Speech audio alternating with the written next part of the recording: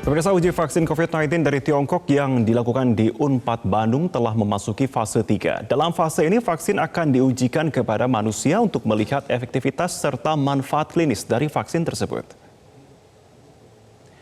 Uji vaksin fase 3 ini telah mendapatkan persetujuan etik dari Komisi Etik Universitas Padjadjaran atau Unpad pada 27 Juli lalu. Badan Litbangkes Kementerian Kesehatan pun turut dilibatkan dalam proses netralisasi melalui Pusat Litbang Biomedis dan Teknologi Dasar Kesehatan. Menurut Kepala Pusat Penelitian dan Pengembangan Sumber Daya dan Pelayanan Kesehatan Irmansyah, vaksin ini memasuki fase 3 karena sudah teruji dalam 2 fase sebelumnya. Ia pun menjelaskan pada fase 1 vaksin diuji keamanannya dengan diberikan ke sampel hewan. Sementara fase 2 untuk melihat efektivitas dan dosis vaksin yang tepat. Di fase 3 ini nanti para relawan vaksin ini juga akan terbagi dalam 2 kelompok, yakni kelompok yang diberi dan tidak diberi vaksin. Hal ini dilakukan untuk membuktikan respon klinis manusia atas vaksin terhadap COVID-19. Dan baru fase 3. Fase 3 itu betul-betul ingin membuktikan efektivitas. Selain tentu kita memperluas lagi keamanannya, karena keamanan fase 2 udah dilihat aman, tapi itu kan pada subjek yang mungkin hanya ratusan ya. Tapi kalau pada fase 3 itu kita lihat dengan subjek yang lebih besar lagi untuk melihat keamanannya, selain efektivitasnya.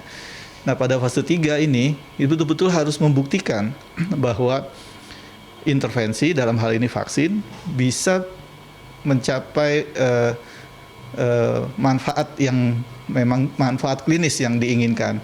Manfaat klinis artinya orang yang divaksin itu tidak akan kena infeksi dalam hal ini COVID dibandingkan orang yang tidak pakai. Nah, mana tahu yang terinfeksi atau tidak itu kita sebut dengan control group. Jadi pada volunteer ini selain ada kelompok yang dapat vaksin, ada juga kelompok yang tidak. Nah, kita tidak tahu itu. Jadi vaksinnya sama, cairannya sama, disuntikan.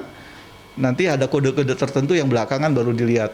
Oh, ternyata ini dikelompokkan yang tidak pakai vaksin, yang isinya placebo, dibandingkan dengan isi yang mendapat vaksin sungguhan. Nah, dilihat betul-betul itu. Betul nggak orang yang mendapat vaksin itu terlindungi? Ada 2 itu yang bisa kita lihat. Pertama secara klinik ya.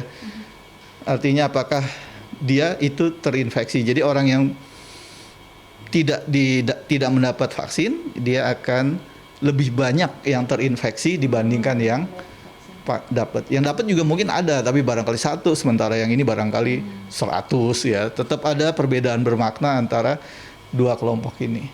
Jadi itulah yang kita akan buktikan di vaksin di Bandung itu. Nah, jangan lupa untuk subscribe YouTube channel Metro TV News dan juga nyalakan notifikasinya.